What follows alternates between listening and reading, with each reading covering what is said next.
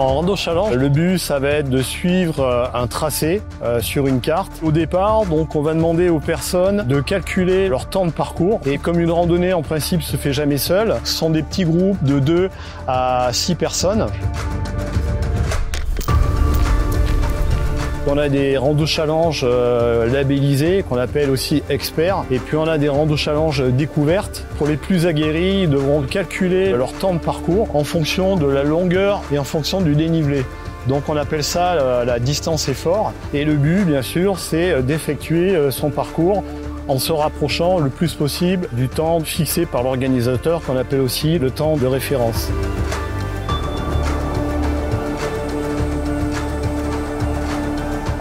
L'équipe doit pouvoir s'orienter de façon à suivre le cheminement donc, qui est sur la carte. Et à certains moments, donc, les personnes vont rencontrer ce qu'on appelle des balises, c'est-à-dire un petit cylindre qu'ils vont devoir positionner sur la carte, dans lequel il y aura une affirmation.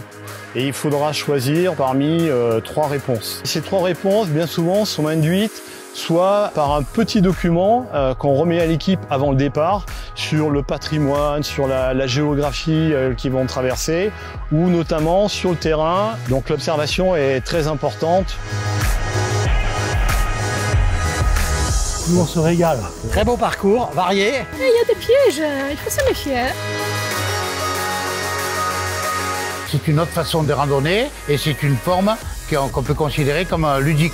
Donc c'est ouvert à tout le monde et en plus ça permet de découvrir des territoires et des paysages de façon différente. On préfère parler de rencontres sportives que véritablement de compétition. C'est-à-dire on rentre plus dans la convivialité et dans le défi individuel ou collectif. Nous, on a connu le Rando Challenge en 2010 et c'est quelque chose qui nous a immédiatement séduit par le côté sportif et ludique en même temps. Malgré la compétition, ça reste bon enfant et voilà, on fait de belles rencontres en plus.